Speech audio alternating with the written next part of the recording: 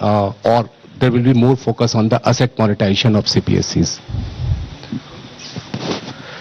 So you've got it rightly. The intent is that we will have a very strong asset monetization plan in place. Last year, ma'am had announced in the budget that there will be a pipeline prepared, which is being done. So we hope to reap the dividends from that. 238.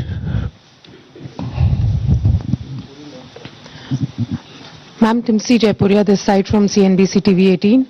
I just wanted to know the rationale behind the hike in STT in futures and options.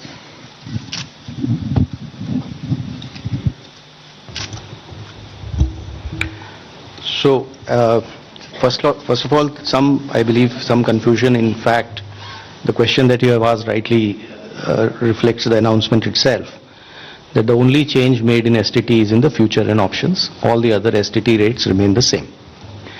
The primary objective of raising the tax rates on STT has been that it is felt that when you look at the volume of transactions in futures and options, whether you compare it to the size of GDP or size of the underlying securities market, it is largely in the realm of heavy speculation, which results in losses to small, retail, unsophisticated investors. And the government's intention is to discourage speculative tendencies, and the increase in rate is essentially in that direction. So it is meant to essentially handle the systemic risk in derivative markets. Even after this increase, however, the rates of STT will remain modest compared to the volume of the transactions that is happening there. This is the reason. 54. Ma'am Tarun Sharma from Zee business. Ma'am आपने पूरा budget जो है वो new emerging sector पे बड़ा focus रखा है. Ma'am मेरा सवाल आपसे दो हैं, यदि आप अलाउ करें. एक, मैम आपने जो एक्साइज ड्यूटी का कैलकुलेशन किया है वो पिछले बजट एस्टिमेट से इस बजट एस्टिमेट में तकरीबन 22% की ग्रोथ देखने को मिली है. दूसरा, मैम जो आपने एमएसएमई के लिए कहा कि जो ट्रांजैक्शंस होंगे उसके लिए आप एक्सचेंज प्लेटफॉर्म का यूज करना होगा, तो क्या मैम ये सीपीएसईज के लिए कंपलसरी होगा जो डिस्काउंट ट्रेडिंग की जो बात है? Thank you. I'll take the second question, ma'am. So, हाँ, ये CPSEs के लिए मैंडेटरी होगा कि discounting as well as non discounted bills दोनों को ही ट्रेड्स पे करना होगा, ताकि वो 45 दिन में भुगतान एमएसएमई को कर पाए. और ये हर तरह से चेक कर लिया गया है कि ये हो सकता है. So we want to make CPSEs as pioneers. We hope, like ma'am has said in her speech also, that other corporates will also follow.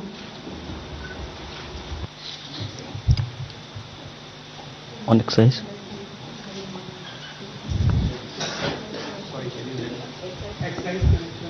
Increased by 22%, sir, from last year B to this year B. Because there is from 1st of February, all the tobacco products have come back into excise, and all those revenues will account for the increase of the next year. 209.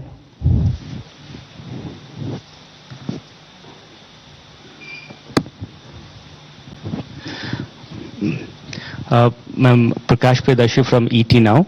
The budget has announced restructuring of PFC and REC. What will this restructuring look like? And does this also mean that these NBFC will be merged going forward?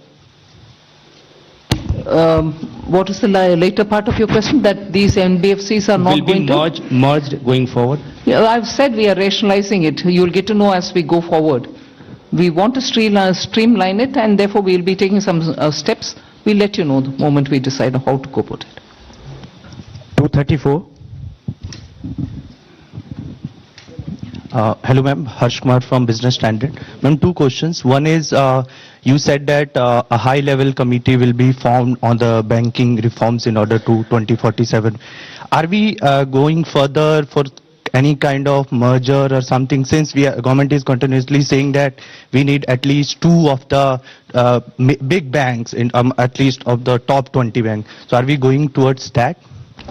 No, first of all, when I say that it's going to be a high-level committee which is going to look into it, the terms of reference will be prepared, and we are looking at committee to go into the entire expanse of the banking sector so that they come up with recommendations which help us to plan for banking for 2047. We need, by the time we become a Vikasit Bharat, 2047 is our goal, we need to understand what are the other steps that we need to take in the banking area, and based on the recommendations, we'll go forward. But we have the Secretary, Department of Financial Services. We'll ask him to also give us, please. Ma'am, I think you have rightly responded. There are large number of aspects relating to the banking requirement. For example, the credit to the GDP, commercial credit to the GDP ratio low, and the expansion of the banking network, and what kind of procedures currently we have that is impeding both the deposits as well as credit. All those aspects will be looked at by an expert panel, a committee, and well, we'll definitely have TOR, and then also consult the all the stakeholders, and the government will take a view on how to lay strong foundation for 2047 Viksit Bharat. Ma'am, one more question. 229. Left side, yes. Ma'am, Premangshu from Anandabazar Patrika. Ma'am, have you consciously avoided announcing any bonanza for the poll-bound states? And secondly, can you elaborate on this East Coast Corridor, industrial corridor you announced? See, the industrial corridors are very critical for supply chains. We need a predictable mineral, rare earth and magnet related products to be made available for India's manufacturing. Whether it's lithium ion, whether it's automobile sector, whether it's the new age solar, you need these rare earths to be processed and be made available. We have enough raw materials. The coastal areas are rich in these minerals, and therefore states also felt, I must credit that the interaction that I had with the finance ministers pre-budget, many states felt that there are rare earths which they can utilize. We then sat up in the budget group that we have, Revenue Secretary, DFL, Secretary DA, and thrashed out, talking with the states. What are the kind of things that we can do so that their capacities to extract these minerals, process them, make them something which the industry can benefit from. So India can be less dependent on imports of these materials. That is where, having spoken to states, we thought it's very important to recognize the corridor and give a policy for it so that industries can invest, private sector can come in, governments, state and center can come together on it. That is where these corridors were announced. And looking at the success of the defense corridor, I can confidently say these rare earth corridors will make that big a difference to the Indian economy. The first question, I think there's enough to cover all the election states. If I do, you will ask me, why have you done it only for the election states? Now I've done it for election and non-election states as well. You want me to spell out what has been done only for the election states? I'm quite happy to do it. 262, front. At the front, please. Here, front side. Front row. Good afternoon, ma'am. Sapna Das here from CNBC TV 18. Two quick questions. Just wanted to understand the gross borrowing at over 17 lakh odd crore. Would the government look at it as being on the higher side? Just asking that. And within that also, if you look at your net tax revenue stream, of course, B to RE it's higher, and a lot of concessions have been given away both on direct and indirect taxes. But the trend seems to be a bit flat, around 28 lakh odd crore. So if you could explain to us, how is this entire thing looking? And second, ma'am, in terms of the disinvestment aim, 80,000 crores, would this also include IDBI stake sale sometime in FY27, ma'am? Thank you very much. So you've covered a number of secretaries all at one go. So on the borrowings, no, we don't think it's on the higher side because the net market borrowings are in the range of 11.73, which is been plus around that number for the last couple of years. The larger number is because we have 5.5 lakh crores which have to be repaid this year. So to that extent, we don't think that it's a large number. We have a plan how to manage this, and according to that plan, which also gets released from time to time, the markets would also know, as well as all of you all. 4. Okay. So, on the tax stream, because of some concessions that were given this year, there has been some course correction. But if you look at the next year, the direct tax is growing at 11.4% and continues to be 3.1% of the GDP. The total collection would be 6.9%. The indirect tax excise is growing very healthily because of the base correction, the base which has got added. Customs too is showing a decent buoyancy. So on the tax revenue, I think we are looking up. And even GST, as you would have seen the collection figures today, after rate rationalization, the buoyancy which we had expected, and in this hall we had discussed about it, you can see that coming back on that tax. Hi, ma'am. Meghna Mittal from Money Control. The fiscal deficit target that you have set for next year from 4.4 to 4.3 is being seen as very, very gradual. Is there a specific reason, or is it because of the global uncertainties as one of the major factors for being such a gradual fiscal consolidation path?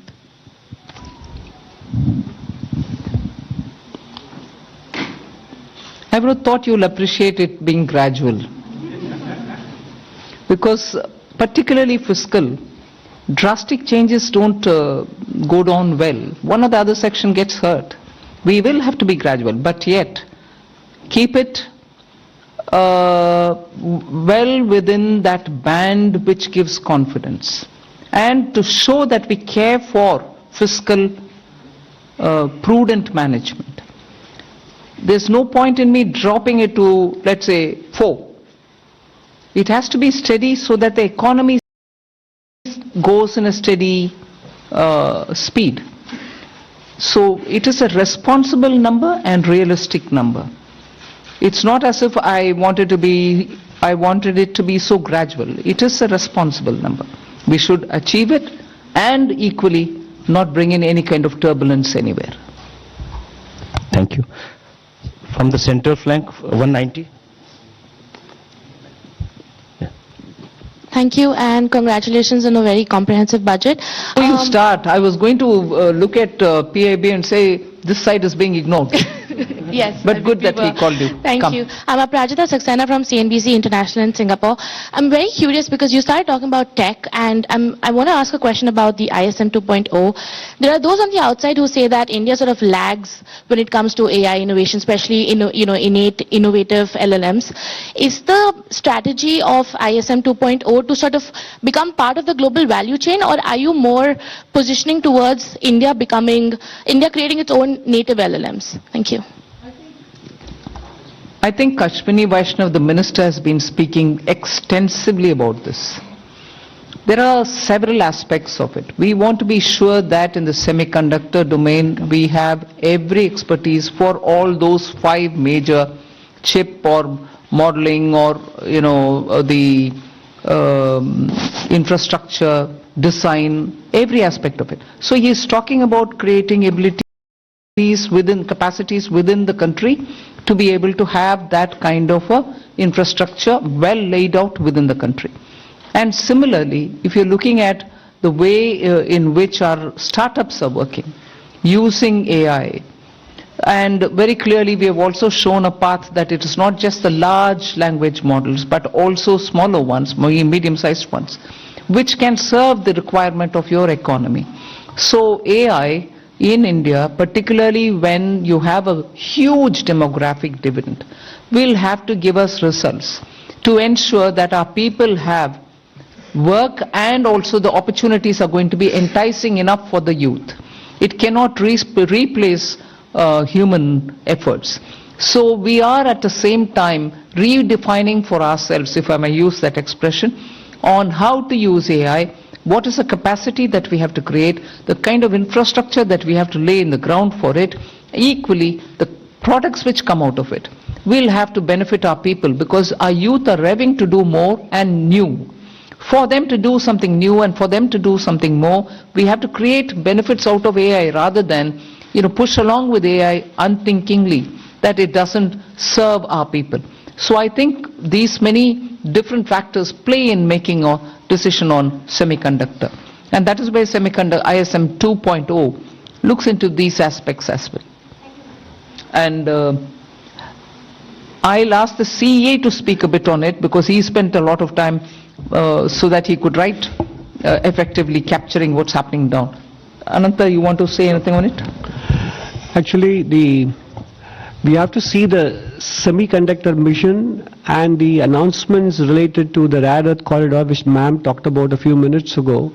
All of them as part of the framework that we presented a couple of days ago here on the strategic resilience part. So, in fact, many elements of this ma'am's budget speech focus both on equipping us to handle the AI-related technology as well as skilling the population in areas where they can be immune to some of the AI-related impacts as well. So it covers both dimensions, and therefore the semiconductor mission, the rare earth corridor, and also some of the Part B announcements ma'am made about the various electronics and manufacturing sectors were all part of the initiatives to make sure that we make ourselves strategically resilient in a very fraught global environment. 138 at the back side. Yeah. I'm Rishabh with NDTV Profit. Just wanted to ask on the buyback tax, the rationale behind it, because was it essential to do it now? Because in 2025 there were a lot of companies that came out with significant share buybacks.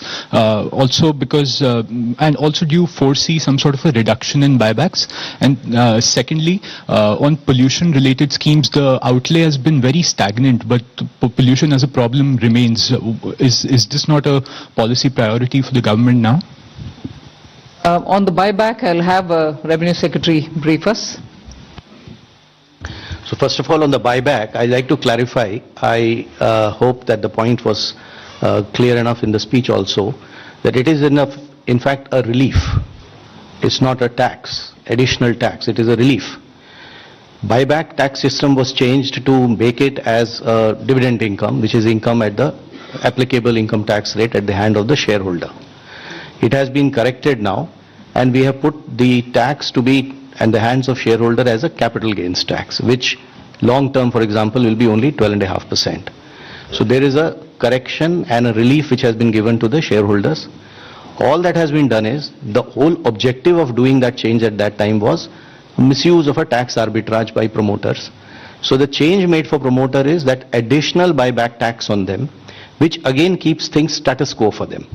So even today, the marginal rate at which they would have been paying the tax as a dividend, which is at their respective income tax rates, we have kept it at 30 and 22. If it is a corporate, 22. If it is an individual, 30. So as far as promoters is concerned, it is status quo. As far as the other shareholders is concerned, it is actually a very big relief. So that is probably what may make the point little clearer, the announcement itself clearer. 76 at the front side. Pollution.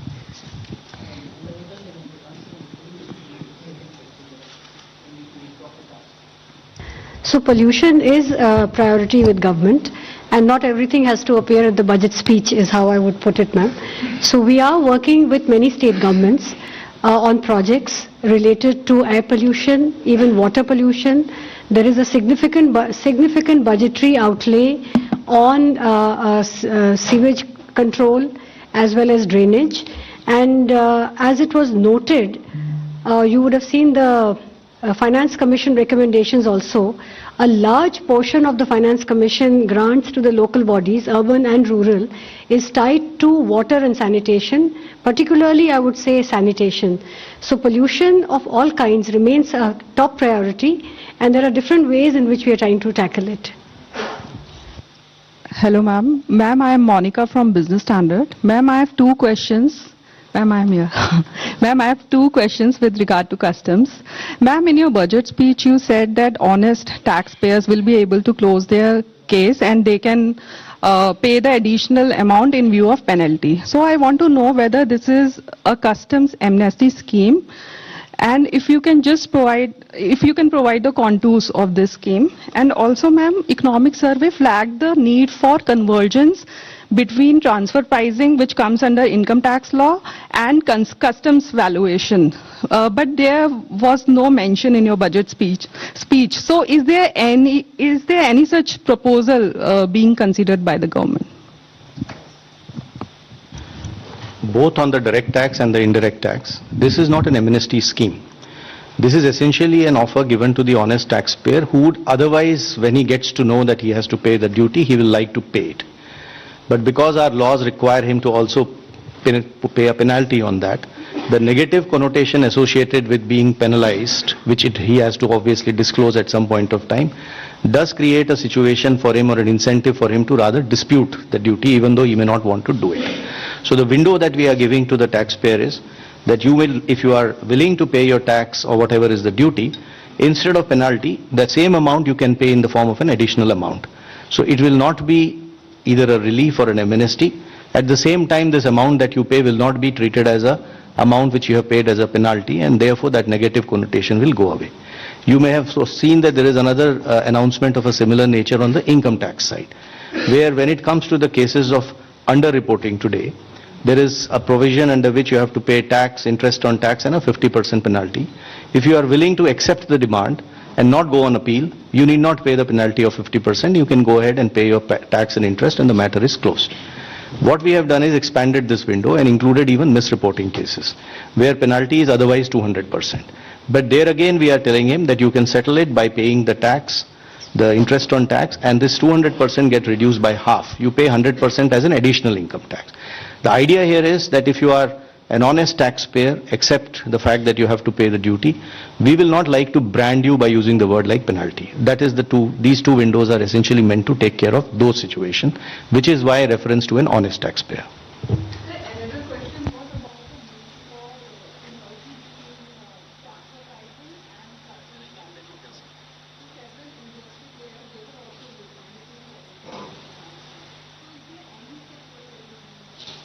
Yeah, we are examining that separately. 194. Left side, yes, back. Ma'am, this is Amitod Singh from CNBC International. Congratulations to you and your entire team. I have two questions. The first is around foreign investors. There were a number of expectations that, taxation structures would be changed, particularly when you think about things like withholding tax. So what we want to understand is whether that was even discussed within the government. And my second question is 15% defense spend increase. How much of that has to do with global uncertainty? Revenue Secretary can answer on the first question. See, global uncertainty is something which definitely occupies all the officials' mind when we are preparing for the budget. But I won't attribute it to be the cause for any one step. Across the board, we kept that in mind. So it's not the cause for any one thing that we've done or one thing which we did not do. That's kept in our mind. Our macroeconomic fundamentals are strong. You heard the CEA speak that despite you having a macro sound economic foundation, you're still sort of facing a world which is uncertain. And therefore, when currency, Indian rupee versus the dollar becomes an issue, you have done everything within the country to make sure your fundamentals are fine. But the uncertainty globally is affecting on many grounds, and we are seized of it for everything that we do, not for one particular thing, but ours. Yeah, I think today we need to look at what has been announced in the budget. So we would rather focus on that, because there would obviously be many of the issues which would be discussed and deliberated. But what has come out for you before in the budget is what is there, and we should probably focus on that. And if you saw that there are many announcements, especially which are addressing the needs for attracting investment in India, bringing more certainty both for the residents who interact with their related parties as well as for the non-residents who otherwise do business here. There's a whole host of those announcements. You would appreciate that what, for example, has been done in IT services is a change which is completely, and it's a fully comprehensive change, which practically will take care of just about 30 companies need to now sign APAs. The rest, all 11,000 odd, will be covered under one or the other system of certainty of taxation, either through safe harbor rules or through the APA agreements. So this has been a major change. In specific sectors where we felt that the residents needed certainty, we have provided that, whether it is in the data center, whether it is in manufacturing, electronics, even for the expats, if they are going to stay here, the experts, for a longer time. On the data center, I just thought I'll take this opportunity to clarify, because there was some speculation about what has been done. The thought process in this is that a global entity which is providing kind of cloud-based data services uses data centers all over the world to provide services to the customers. So it is very difficult to connect one-on-one as to which data center has resulted in what type of revenue. So the international entity of this nature would like to set up data services centers in India, which is a net economic plus for us because it adds to that scale and level of economic activities. It has strategic purpose too. So the arrangement we have done is, just because that entity will set up data service centers and will use this as one of the many to provide services globally, should not become a cause of uncertainty for it that its global income will get taxed here. So that is the certainty which we are giving to it. Quite naturally, the data service center which is located in India will be taxed depending on the way it is positioned, and that entity will be selling its services to customers in India through a reseller entity which again gets taxed. What we are excluding from taxation is this global entity which is essentially doing cloud-based services using data services centers across, and we do not want it to be deterred from enhancing its business footprint in India to provide such global services. I'll just come in to add to that point on foreign investors, to point out one or two points on the Part A side also which are important. One is that this was this ask from AIFs for a very long time, that most AIFs in our country are formed as trusts. Their request had been for a pretty long time to consider if the LLP Act can be modified and amended to align it with the functional requirements of AIFs. So that has been announced today, which is a very big sort of move forward, as it will allow them to, the amendments are going to be of such a nature that by becoming LLPs, first of all, the liability will get limited. And then there are going to be amendments which will also allow for document filing rationalized for entry and exit of partners, and similar such things to make it easy for the AIF partners. So that's one of the announcements today. The other was the announcement on the PROIs and the relaxations given therein of how much they can invest in a company individually and together. So those limits have been significantly enhanced, and all of it has been rationalized in line with OCIs and NRIs. Other than that, the FEM NDI rules, we intend to review it for two things. One is, again, we are continuously in touch with investors. There are asks over there. So instead of doing it one by one, this shows the intent of the government to actually reach out and address the world which is interested in investing in India and make it easy for them to do so. 214. Ma'am मैं आलोक प्रियदर्शी हूँ CNBC आवाज से। Ma'am मेरा सवाल यही है कि जो सवाल एसटीटी से रिलेटेड है, सिक्योरिटी ट्रांजैक्शन टैक्स से, मैम यहाँ पे मैम जो पॉलिसी है फ्यूचर एंड ऑप्शन को लेकर सरकार की क्या पॉलिसी है, थोड़ा सा स्पष्ट करें। और दूसरा कि जो एसटीटी बढ़ाया गया है, बहुत ही जैसे रेवेन्यू सर ने कहा कि बहुत मामूली बढ़ोतरी की गई है, तो क्या इससे जो सरकार की पॉलिसी एक रिटेल इन्वेस्टर्स को ऐसे जो बहुत हाई रिस्क की इंस्ट्रूमेंट है उनमें निवेश से एक तरह से कॉशन करने की पॉलिसी है, तो क्या इससे ये मकसद हासिल होता है क्या? I'll ask the Revenue Secretary to go into the details, but आपका विषय जो मकसद के ऊपर बात कर रहे हैं ना, मैं पिछले बजट के समय में भी इसका एक्सप्लेन भी की। We are touching only the futures and options. STT otherwise बाकी सब का ट्रांजैक्शन के ऊपर कोई नहीं किया, मगर जहां स्पेकुलेशन, हिंदी में सट्टा बोलते हैं, स्पेकुलेशन ज्यादा और sometimes highly risky क्योंकि हमें मैसेज आता है लोगों से कि इधर बहुत लॉस भी फेस कर रहे हैं लोग जिनके हाथ में इतना एक्स्ट्रा पैसा भी नहीं है जिससे वो स्पेकुलेट कर सकते हैं.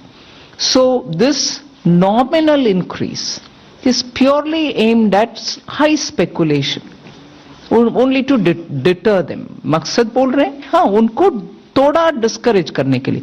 हम इसके खिलाफ नहीं है, जरूर एक्टिविटी जो होता है उसका रेस्पेक्ट करते हैं, मगर इतने लॉस और इतने छोटे छोटे लोग का लॉस को सरकार देखकर कैसे आप चुप रह सकते हो. डिटर करो थोड़ा उसको पीछे हटने के लिए, बस उतना ही. So the tax is only one element of kind of supplementing or supporting that policy, which is what I explained before. In as far as the rest of what and how this market has to be regulated is probably for the market regulator to respond better on that aspect of it. 67 from the center. So I'm Pallavi from CNN News 18. Little political question because the reactions are coming in from the opposition parties. Rahul Gandhi specifically says that the budget has failed to go in for a course correction and that it not address the real concerns of the country. With due respects, I don't know what course correction he is referring to. Economy and its fundamentals are strong. Global uncertainty is facing many of our sectors for whom we have brought in so many different schemes for those small and medium enterprises, for textiles, for leather, for shoe uppers, for people who are working in the rural areas, schemes for benefiting them, for even the farmer and value addition, for women entrepreneurs who are chote groups, self-help entrepreneurs, the she marts that we've come up with. These are ways in which we are reaching out to the common small people to make sure that they don't have to face big changes in their life because of any volatility coming from outside. They could be contributing to exporting small things. But different uncertainties can affect them equally. Many of them have been shown as successful because you see when you go there, Lakpati Didis is a fantastic difference made to women in the rural areas. Now we are bringing them together to sell their wares. Are these not measures through which we are reaching out for the poor, the small, those in a difficult terrain or in rural areas? And with all this, the fundamentals of the economy remain strong. And that has come out even in the economic survey. So, well, politically you want to criticize, you're welcome, please do it. But if you want to give me the facts on which you're basing your argument, I'm willing to hear and willing to reply to that. 16 at the center, yeah, on left side. Ma'am, I am Bani Kinkar Patnaik from the Economic Times.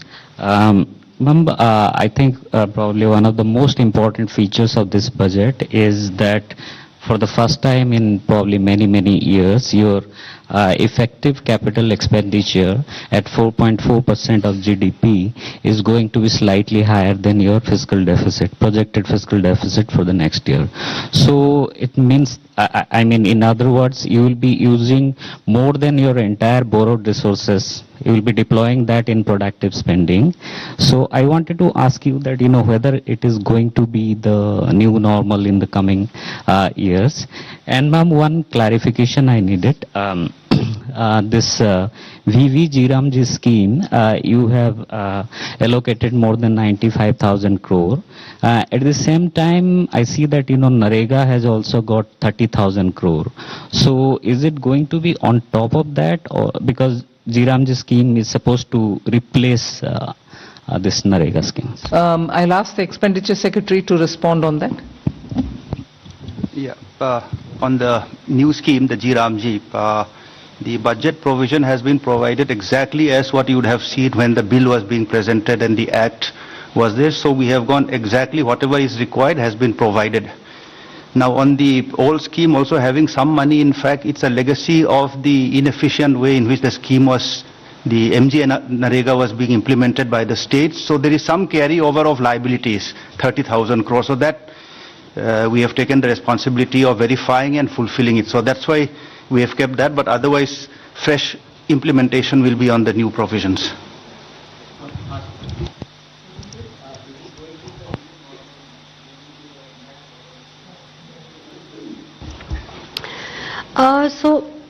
I would say that the fact that we have an annual budget means that we review everything annually. So I will leave it at that, ma'am. We have done our fiscal math, and I think we come with a certain credibility on the fisc that we are confident of meeting, and while adhering to our commitment to higher capex. And fiscal deficit financing, as we have always done, is through a mix of market borrowings as well as NSSF. So that will continue. So there's not many major changes like that. Thank you. 37 at the back, yeah. Hi ma'am, this is Shrimi Chaudhary from NDTV Profit. Just wanted to understand that this one-time foreign asset disclosure scheme, how that will be different from the similar scheme in the past, and if you could elaborate a contour of that, and also is there any estimation of undisclosed foreign assets being done by the department? So this scheme is meant, first of all, for small taxpayers. There is a ceiling of the amount that can be disclosed. This window was provided for the first 3 months when the Act was brought in, the BMA Act, and that time people utilized it. What has been found is that there are many small taxpayers who, because of their ignorance, etc., have not been able to do proper disclosures. So this window is being given as a one-time 6-month window for such small taxpayers, the list of which some idea of who they are has been given in the budget speech also. So there are two streams in this window. One is of the people who have paid their tax, the income is disclosed and is quite transparently known. All that they failed to do is they were not able to disclose the asset, foreign asset that they had because of that. Which means they will be able to prove that the income was put to tax. However, the asset was not, just only thing they did not do is did not disclose it in their returns to the income tax department. So this is the window B, where we are saying that if you have a foreign asset of up to 5 crores, you can pay a fine of 1 lakh rupees, which today under the Act would have entailed them a fine of 10 lakh, a penalty of 10 lakh rupees and prosecution. So you will get both immunity from penalty and prosecution, and you can declare those assets. This is category B. There would also be category of people who may not have been able to or have not properly disclosed their income. This is the category A, for which this limit is 1 crore rupees. So 1 crore rupees of foreign asset or income, if they have not disclosed, then they can disclose it during this window. In this case, however, they will have to pay the tax as well as 30% tax and then 30% additional tax on top of that, and a certain amount of interest. Again, they will get immunity from penalty and prosecution. The idea is to essentially help those NRIs, returning NRIs, students, some professionals, people who have gone out, people who may have got ESOPs, any kind of such assets that they may have outside, they'll be able to disclose it and be able to protect themselves against penalty and prosecution and come clean. And it has been structured in a manner that it addresses only small assets, and secondly, it is something which will be helping them to also, get away from all the procedural problems of penalty and prosecution. 25. Hello, ma'am. Ruchika Chitravanshi from Business Standard. Ma'am, while you have stated that global uncertainty was playing on the minds of officials across the board, if I may ask you, what was the one challenge that you were trying to address, or economic concern that you were trying to address in this budget? We said global uncertainties play in the minds of all the officials.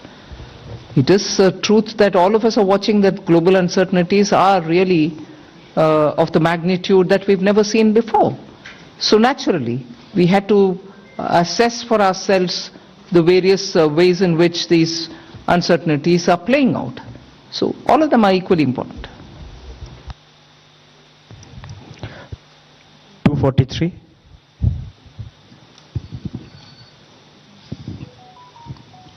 Good afternoon, ma'am. Kriti Ambe from Informist Media.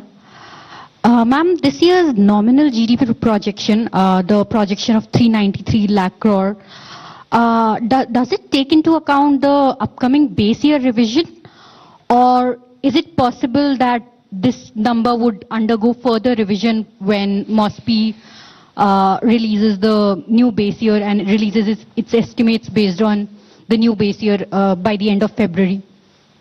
Let the CEA and Secretary EA answer that. The 393 lakh crores or 10% nominal GDP growth was arrived at based on the existing GDP base year and the methodology.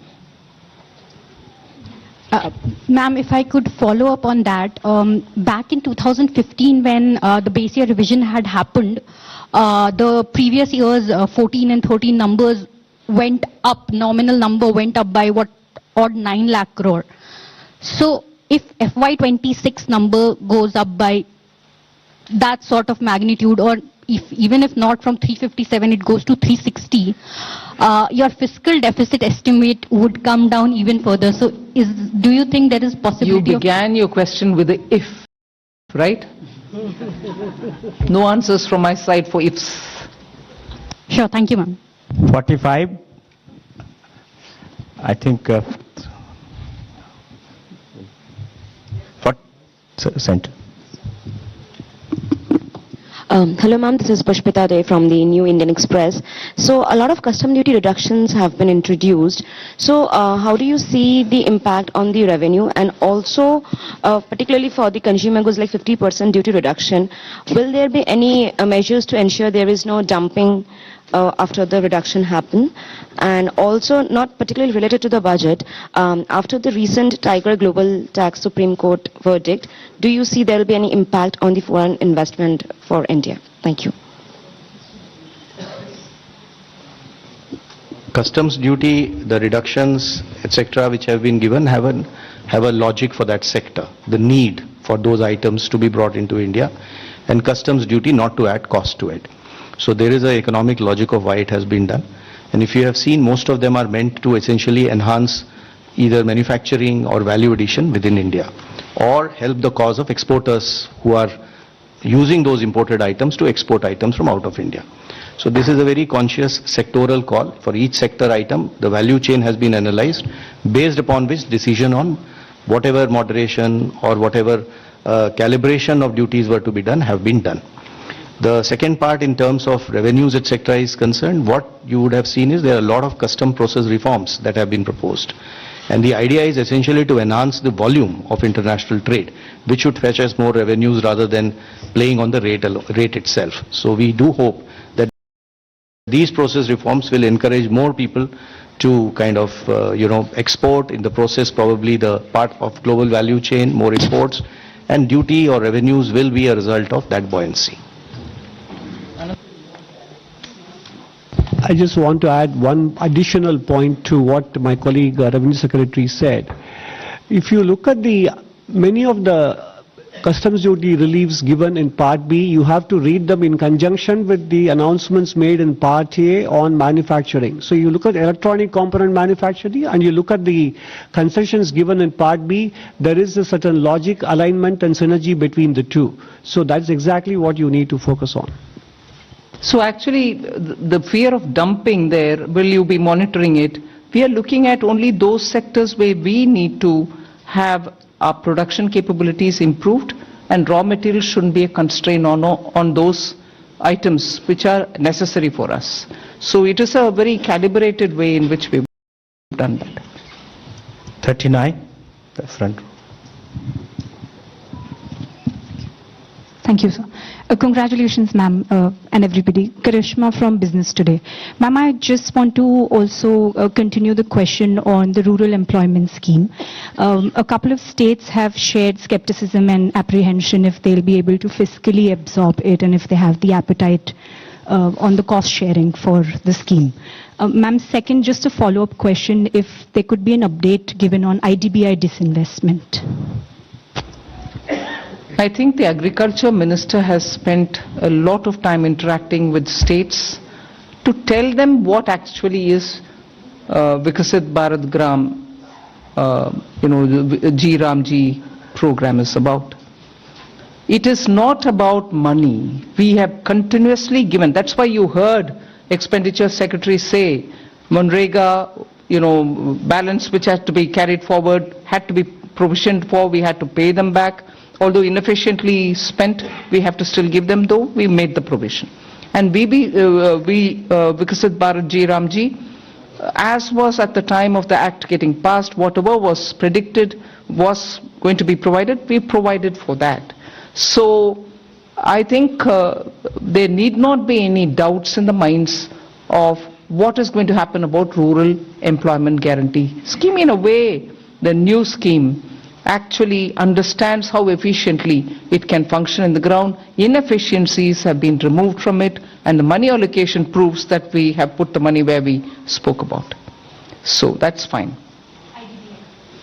All disinvestments which have been approved by the cabinet earlier, that list will continue to be before us, and we will carry forward every such. And on specific, if you want to know, we have our DPAM secretary. Please do tell.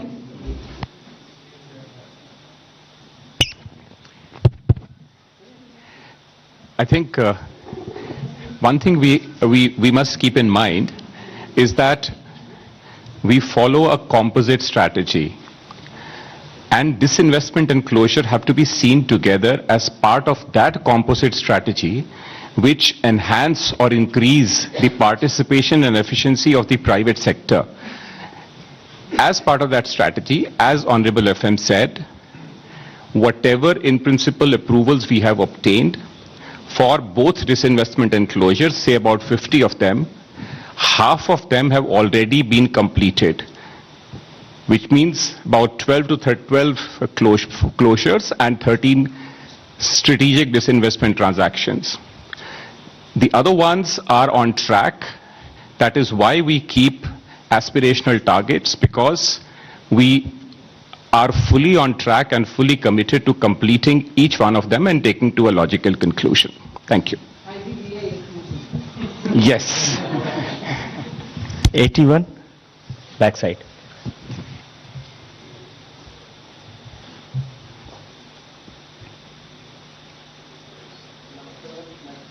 हाँ. नमस्ते, मैं Krishna Mohan Sharma, Bharat express से। मेरे दो छोटे छोटे सवाल हैं। एक तो मुझे याद है कि दीपावली के दिन मैंने पूछा था कि फार्मास्यूटिकल सेक्टर में क्या करेंगे, तो आज आपने पिटारा खोल दिया उसके लिए। I am very happy. दूसरा सवाल मैम ये है मैम कि यूनिवर्सिटी टाउनशिप बनाने की आपने 5 बात की, क्योंकि डेवलप्ड इंडिया के लिए बहुत जरूरी है। लेकिन प्राइमरी एजुकेशन और सेकेंडरी एजुकेशन, जो कि हमारे बैकबोन है ग्रोथ का भारत के लिए, उसके लिए इसमें क्या है? और दूसरा भी मैं एक शो करके आया हूं, उसमें लोग पूछ रहे थे कि मिडिल क्लास के लिए बजट में क्या है? बजट में क्या है?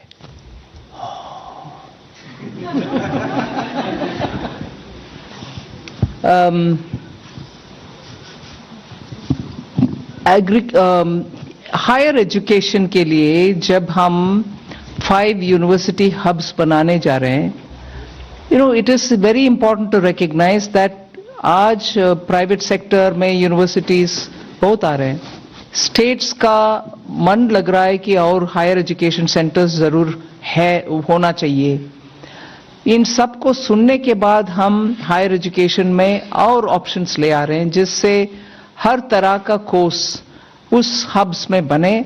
Our students don't need to go out in case उनको वीजा नहीं मिला और बोरोइंग करके जाना है।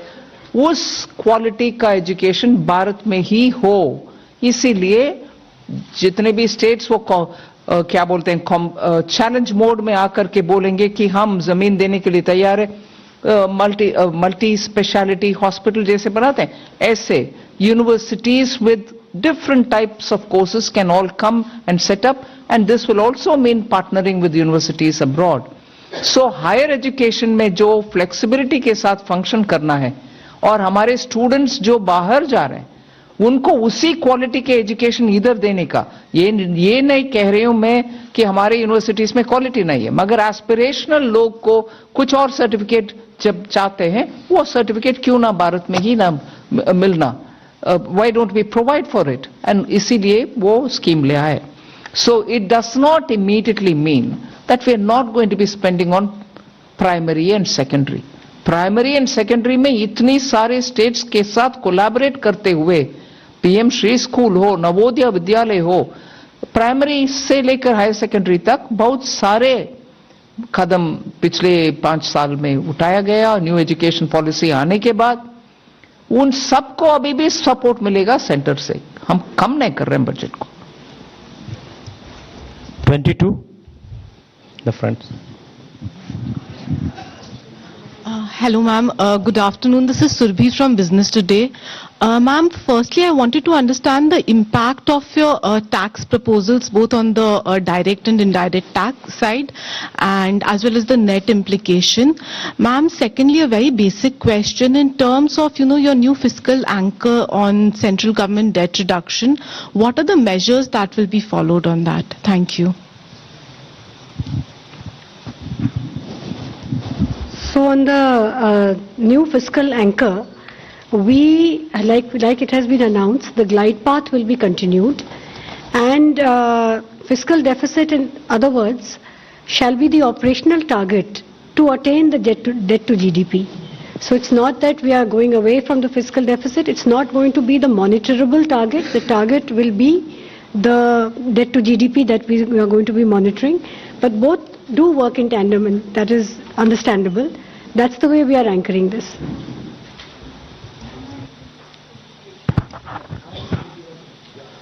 So I have already explained the growth rates for the tax the next year. So if you look at the buoyancy, for example, for direct tax, we are taking the buoyancy would be around 1.14.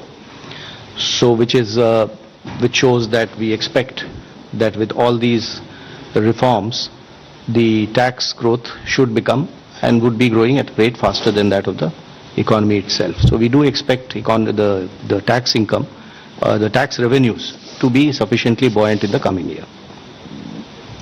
46, this side, left. Ma'am, this is Priyansh from Money Control. I have two questions. One is on the GST. So the GST numbers that the target for FY27 is 2.5% lower than this year's target. So although there has been, this is due to the reduction in rates, but when can we expect the growth to be in the positive territory?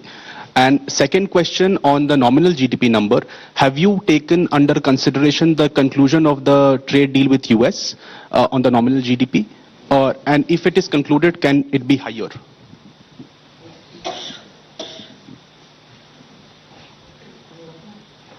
So the nominal GDP, as the CA explained, has been calculated on an as-is where-is basis, which includes the US-India trade deal as-is where-is. When things change, we will see how the data shows up. 249. Achha. GST revenues, what is the question? Can you repeat the question? Over the last year. No. You will have to account the fact that compensation cess is not going to be there the next year. So you'll have to exclude that, which is why you would see our monthly figures are showing other than compensation cess. That is the right number to look at. Hello ma'am, this is Priyoshmita from Informist Media. Ma'am, since you mentioned that gross borrowing for FY27 is not particularly high, can we expect more buybacks this year as well to bring down subsequent repayments? And secondly, are you looking to switch bonds with the RBI as well to manage your repayments? You did this this year in May after a gap of 2 years. Thank you. So the reason we do buybacks and switching is basically to reduce our repayment burden and to mitigate the bunching up effect, and also to manage the costs. So we did a significant switching of high coupon securities this year. Next year, this 5.5 lakh crore which needs to be repaid, as they keep coming up, we will be taking decisions closer to those, while work is continuously going on this in one division of DEA. 24. Mike, please. Yes, ma'am, this is Rajesh Singh from ANI. My question, could you clarify some measures in the budget to boost savings? Because there was some demand by bankers for FDs to be linked with like equity benefit, or NPS scheme were demanding some kind of tax benefit. Because we need greater savings for greater growth. We need greater savings for greater role, all right, and the banks know how to do it. 9. Please pass. Hi, this is Adija from Money Control. I had two questions. One was on the fact that the economic survey had also raised some concerns about states' fiscal health and their borrowing, putting pressure on the sovereign borrowing rates also. I just wanted to understand, has the center thought about how do we want to tackle this with the states, because we are targeting a debt to GDP ratio. But we know overall debt to GDP ratio is the anchor that most global agencies look at and, ideally needs to be looked at. Second, my question was on the FEMA rule changes. I just wanted to understand with the interaction with the investors or, the stakeholders, globally, what are the kind of demands or what are the kind of requests that are coming in, especially amid the status when it comes to foreign investor outflows? So what are we looking at, if you've thought about anything yet? We're talking with states about their borrowing can only be done as a nudge conversation. Beyond that, the center cannot do. Equally, if you look at it, the center is also under Article 293(3), duty bound to make sure that the borrowings of the states are also monitored in a way. We can't curb them, but beyond their FRBM, we can sit with them and have a conversation. But that's about where it is, and I think largely states understand their duty under the FRBM Act. So I leave it there, you understand. But on this question, the next question, that NDA rules. So on the NDI rules, there is a whole bunch of suggestions that we've got, but it's not like a review has started and a serious public consultation in a structured way has started. So there have been, I don't remember from the top of my head, but some things on the definition of FDI itself, some investors have raised. And there are other such things, but when we like ma'am has announced today that a review will be taken place. So when we start the process formally, there will be formal interactions with investors and we'll take it forward. 237, the third row. Yeah. इसके बाद 2 लोग बचे हैं. Last 2 questions after this. I'm Nikunj Ohri from Reuters. Ma'am, I have 2 questions. One on your announcement on exempting foreign companies that provide capital assets or equipments to contract manufacturers.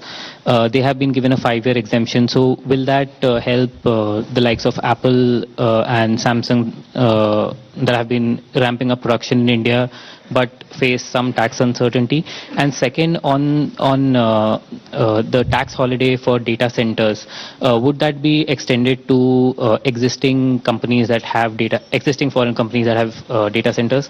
And lastly, there was a suggestion in economic survey. I want to ask you whether the government would look at implementing it on diluting government stake in listed public sector companies. It suggested that you amend the definition of a government company through Companies Act and then lower your stake. So will that be given a serious thought? Thank you.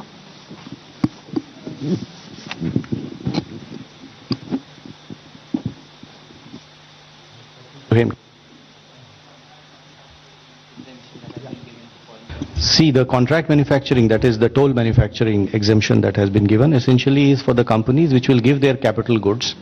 There will be no transaction, there will be no sale, no lease. It's just given because they have some reason to do it, business reason to do it, and it is utilized by the entity here to manufacture. So this will be in a bonded zone, customs bonded zone.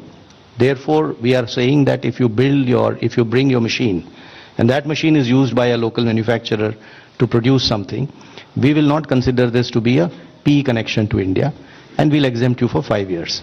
I mean, for 5 years, the possibility of it being PE because its machine is being used here is something we are giving him certainty by saying that we'll be exempting him for 5 years. तो अभी ये press conference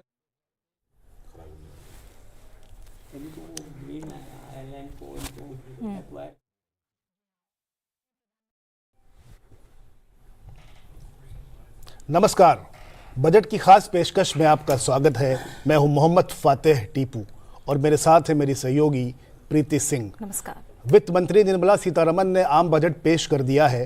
पहली बार रविवार को पेश होने वाला ये बजट कई मायनों में खास है।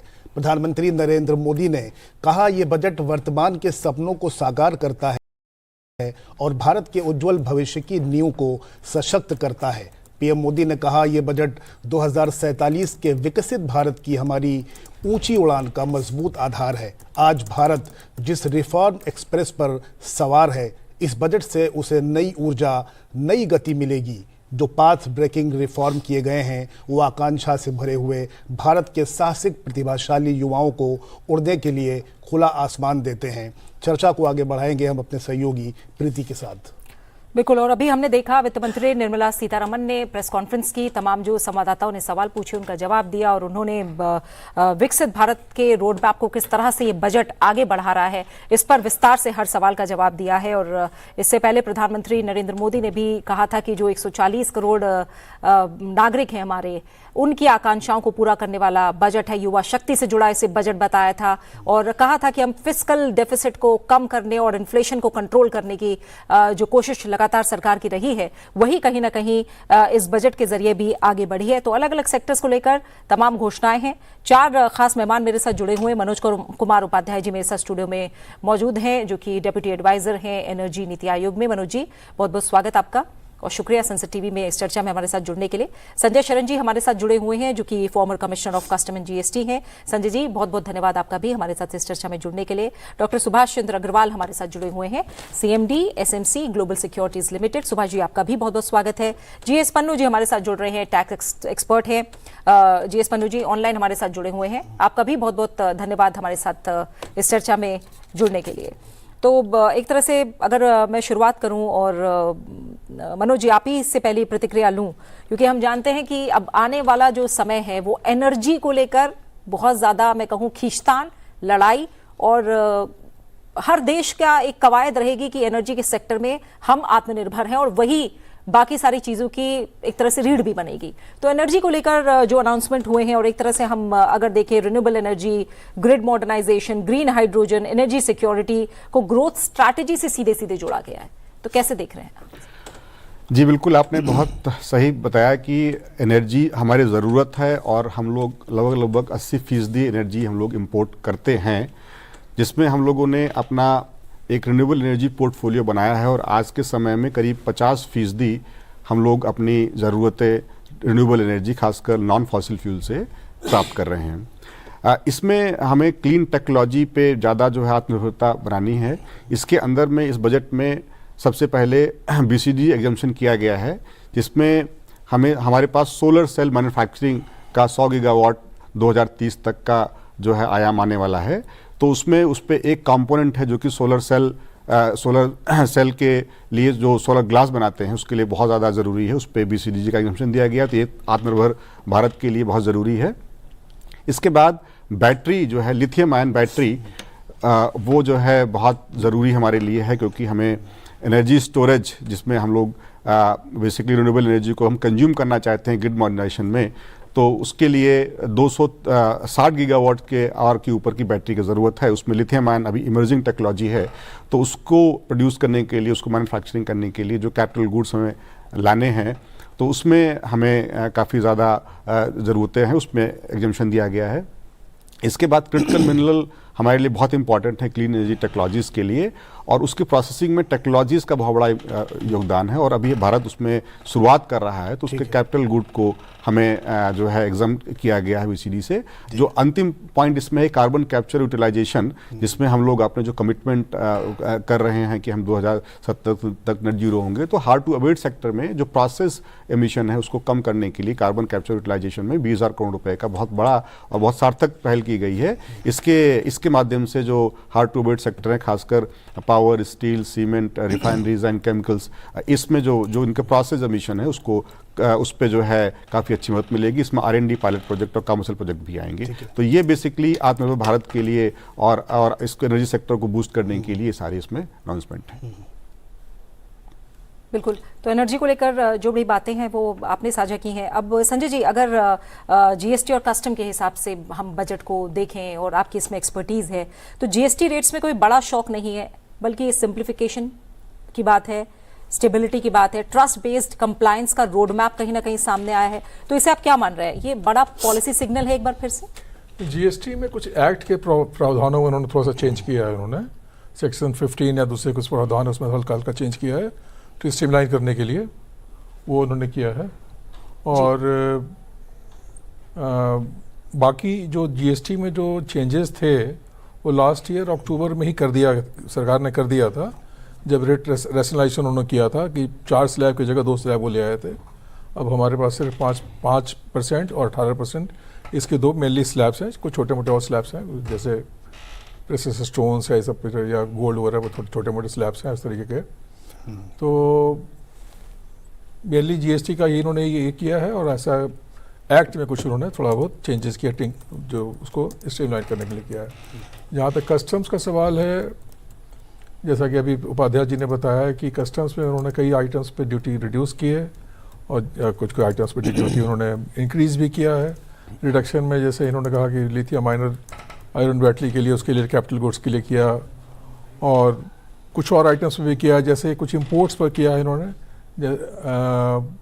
मैरीन जो एक्सपोर्ट्स है, लेदर और मैरीन एक्सपोर्ट्स है, उसको बढ़ावा देने के लिए उसके जो कुछ आइटम्स जो आएंगे बनाने के लिए, उसमें कम किया है, कस्टम ड्यूटी में कम किया है, और बैटरी स्टोरेज वाले पर किया है। इस तरह से कई आइटम्स पे इन्होंने ड्यूटी को घटाया है इन्होंने। तो ये चेंजेस है कस्टम्स में। और दूसरे कुछ जो और भी कुछ चेंजेस कस्टम्स में किए हैं जो इम्पोर्टेंट है, एक सिस्टम होता है हमारा, एईओ का सिस्टम होता है। एईओ होता है टायर 1, टायर 2, टायर 3। तो टायर 2 एंड टायर 3 को इन्होंने और थोड़ा रिलैक्सेशन दिया है। जैसे उनको ड्यूटी डिफरमेंट था टायर 2 एंड 3 वाले को, कि 15 दिन का ड्यूटी डिफरमेंट था, उसको उन्होंने 30 दिन कर दिया इन लोगों ने। उसी हिसाब से जो ग्लोबल अनसर्टेनिटी के हिसाब से जो हमारे यहाँ प्रॉब्लम चल रहा है, तो SEZ यूनिट जो है, स्पेशल इकोनॉमिक जोन्स वाले यूनिट्स हैं, उसमें उनको कुछ DTA सेल जो है जो कर सकते हैं कि लिमिटेड अमाउंट अपना DTA सेल कर सकते हैं डोमेस्टिक टैरिफ एरिया में। ऐसे तो उनको पूरा एक्सपोर्ट करना पड़ता है, बट लिमिटेड अलाउज है डोमेस्टिक टैरिफ एरिया में। उसमें भी सरकार ने कुछ रिलैक्सेशन दिया है, जैसा कि हम बजट में हम देख पा रहे हैं। बिल्कुल अलग अलग क्योंकि सेक्टर्स हैं। और टीपू हमारे साथ शैलेश पाठक जी बहुत देर से बने हुए हैं। Shailesh ji senior advisor policy MSCI India. Shailesh ji, अगर हम देखें तो MSME का बहुत बड़ा रोल है अगर हम पूरी इकोनॉमी की, इंडियन इकोनॉमी की बात करें। और इस बजट में हम देखें तो सरकार ने जो MSME क्रेडिट एक्सेस है, डिजिटल लेंडिंग इकोसिस्टम की बात करें, और फॉर्मलाइजेशन को ग्रोथ और एम्प्लॉयमेंट के बड़े पिलर्स के रूप में देखा गया है। तो ऐसे में जब खास तौर से हम गारंटी बेस्ड क्रेडिट सपोर्ट और फिनटेक लेड लेंडिंग को लेकर जो पुश दिखाई दे रहा है, ये कितने बड़ा स्टेप माना जाए? क्योंकि एक तरह से देखें, पहली बार MSME की जो सबसे बड़ी समस्या रही है उसे एड्रेस करने की कोशिश क्या इस बार बजट में की गई है? MSME का उत्तर देने के पहले मैं अपने जो 2 विशेष सेक्टर्स हैं, इंफ्रास्ट्रक्चर और शहरों के बारे में बात कर लूं, क्योंकि हर MSME तभी तरक्की करेगी जब इंफ्रास्ट्रक्चर अच्छा होगा और शहर अच्छे होंगे। तो सबसे पहले तो इंफ्रास्ट्रक्चर को ही देखें तो 11 साल में 6 गुना उस पे जो एक्सपेंडिचर हो रहा है 2 लाख करोड़ से बढ़ के 12.2 लाख करोड़, और इसका परिणाम दिख रहा है हमें। जो MSME तिरुपुर से, तमिलनाडु से लुधियाना करीब 9 दिन में ट्रक चलता था, वो अब 3 दिन में पहुंच जाता है, जो प्रधानमंत्री गति शक्ति योजना के तहत है। इसी श्रृंखला में जो हमारे डेडिकेटेड फ्रेट कॉरिडोर से अभी दिल्ली और मुंबई, दिल्ली और कलकत्ता ज्वाइन कर रहे थे, कोलकाता, अब वो सीधे डांकुनी से सूरत ज्वाइन कर रहे हैं। यानी मध्य भारत, नागपुर से होते हुए उधर जमशेदपुर, इधर सोलापुर होते हुए ये बीच में कनेक्ट हो जाएंगे। इसी तरह से 7 हाई स्पीड रेल अभी पहली जो हो रही है मुंबई अहमदाबाद के बीच में, उसके बाद अब 7 और हो रहे हैं, दिल्ली से वाराणसी, वाराणसी से सिलीगुड़ी, और मुंबई, पुणे, हैदराबाद, बैंगलोर, चेन्नई आदि। दूसरा जो शहरों के बारे में है, आज के दिन हिंदुस्तान में 70 ऐसे शहर हैं जो 5 लाख की आबादी से ज्यादा है। इन 70 में 10 को निकाल भी दिया जो सबसे बड़े हैं, 60 शहरों में ही केंद्रित होगी इंफ्रास्ट्रक्चर की स्पेंडिंग। तो कुल मिला के एमएसएमई की, जैसा आपने कहा, क्रेडिट नीड्स को पिछले 10 सालों में काफी कुछ हुआ है, लेकिन जो इंफ्रास्ट्रक्चर और सिटीज के ऊपर एम्फेसिस है वो देखकर बहुत अच्छा लगा। बिल्कुल। और जिस तरह से बात की है सुभाष जी, सुभाष जी, जिस तरीके से चर्चा बजट पर चल रही है, आपने देखा कि तमाम सेक्टरों पर हम बात कर रहे हैं। खासतौर पर मैं अगर एसटीटी यानी सिक्योरिटी ट्रांजैक्शन टैक्स की बात करूं तो इस बार बजट में इसको घटाया गया है, तो आप इसको किस नज़रिए से देखते हैं? देखिए, सिक्योरिटी ट्रांजैक्शन टैक्स बढ़ाया है 150% इसके अंदर बढ़ा है फ्यूचर के अंदर, और 50% ऑप्शंस में बढ़ा है। तो ये इमीडिएटली तो ये मार्केट आज नीचे आया है, लेकिन लॉन्ग टर्म फिस्कल डेफिसिट वो हमारा डिसिप्लिन्ड है। 26-27 का जो टारगेट है वो 4.3% पे लाने का है, और इस साल हमारा फिस्कल डेफिसिट 4.4% पे है। तो इससे कॉन्फिडेंस जो बाहर के इन्वेस्टर हैं उनका कॉन्फिडेंस बढ़ता है, क्योंकि और इंफ्रास्ट्रक्चर के ऊपर जो खर्च हुआ है 12,20,000 करोड़ है ना, ये भी एनकरेजिंग है इंडस्ट्री के लिए, इकोनॉमी के लिए। तो इससे भी इन्वेस्टर का, बाहर के इन्वेस्टर का भी और डोमेस्टिक इन्वेस्टर का भी कॉन्फिडेंस बढ़ता है, और कैपिटल मार्केट के लिए, इंडस्ट्री के लिए बहुत पुश करता है, क्योंकि यदि कैपिटल एक्सपेंडिचर होता है तो टोटल इकोनॉमी बेटर हो जाती है, 4 टाइम ग्रो करती है, और कंजम्पशन बेस्ट होता है, डिमांड बढ़ती है, और अगेन रेवेन्यू बढ़ता है, जीएसटी बढ़ता है। एक चक्का जिसे हम कहते हैं इकोनॉमी का, वो चक्का चल जाता है। तो ये बड़ा पॉजिटिव है।